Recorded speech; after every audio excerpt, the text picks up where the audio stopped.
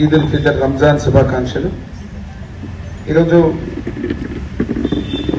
పండుగలంటే మన సంస్కృతికి ఆనవాళ్ళు.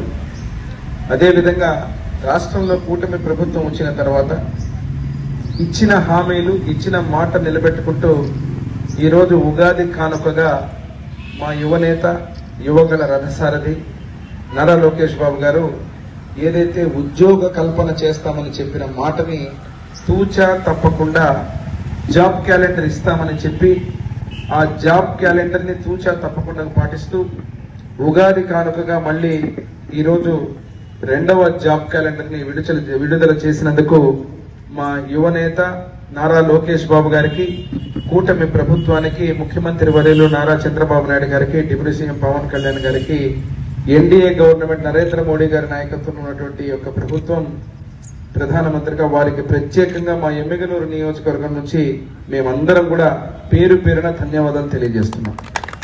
ఒక చిత్తశుద్ధి, ఏదన్నా ఒక హామీని నిలబెట్టుకోవడం అంటే ఆ హామీని కూడా మీరు నోటిఫికేషన్ తేదీ ఈరోజు మే 15, 2026 ఉన్నత విద్యకు సంబంధించినటువంటి 1500 పోస్టులు, ఆగస్టు 15, 2026 హోంశాఖకు 2778 పోస్టులు, ఇతర శాఖలకు 928 పోస్టులు, మరి దీంట్లో గ్రూప్ 1 91 పోస్టులు, సెప్టెంబర్ 15, 2026 ఇంజనీరింగ్ 503 పోస్టులు, ఇతర శాఖలు 506, అక్టోబర్ 15, 2026 పాఠశాల ఇంటర్ విద్యకు సంబంధించి 3004.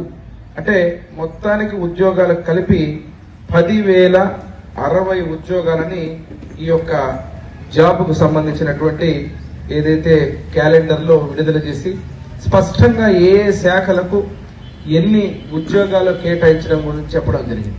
మరి ఈరోజు చూస్తే ఈరోజు ఉగాదికి కానుకగా ప్రభుత్వ జాబ్ క్యాలెండర్ లో ఒకసారి మీకు మళ్ళీ గుర్తు చేస్తే యువతకు, రాష్ట్ర భవితకైనటువంటి యువతకు ఇచ్చినటువంటి మాటల్లో 20 లక్షల ఉద్యోగాల కల్పన అనేదే కూటమి ప్రభుత్వం తీసుకున్నటువంటి మాట.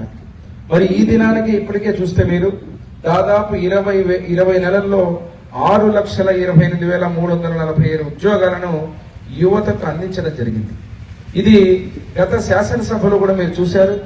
స్పష్టంగా ముఖ్యమంత్రి గారు స్క్రీన్ మీద వేసి ఏ శాఖలు, ప్రైవేటు రంగము, ప్రభుత్వ రంగము రెండూ కలిపి ఎన్ని ఉద్యోగాలు, ఎంతమంది కల్పన చేశామని చెప్పి స్పష్టంగా నెంబర్లతో పాటు శాసనసభ సాక్షిగా చెప్పడం జరిగింది.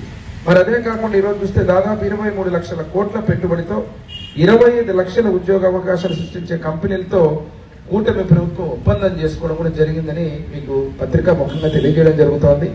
ఈ యొక్క ఉగాది సందర్భంగా ప్రత్యేకంగా ఏదైతే ఉన్నటువంటి విద్య, పోలీస్ శాఖలకు పెద్ద పీట వేయడం జరిగింది. ఈరోజు భద్రత, అదే రకంగా మనకు పునాది అయినటువంటి విద్య ఏదైతే ఉందో దానికి సంబంధించినటువంటి దానికి ఉద్యోగాల కల్పన.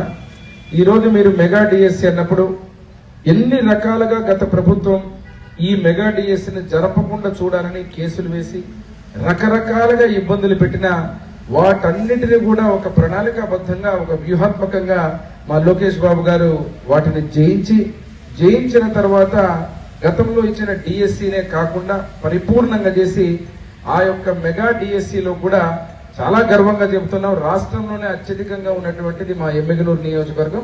చాలా మంది ఈ రోజు ఉద్యోగాలు రావడం జరిగింది. వారికి కూడా మరొక్కసారి ఈ సందర్భంగా మా లోకేష్ బాబు గారికి ఈ విషయంలో ప్రత్యేక ధన్యవాదాలు తెలియజేసుకుంటున్నాం. ఇదే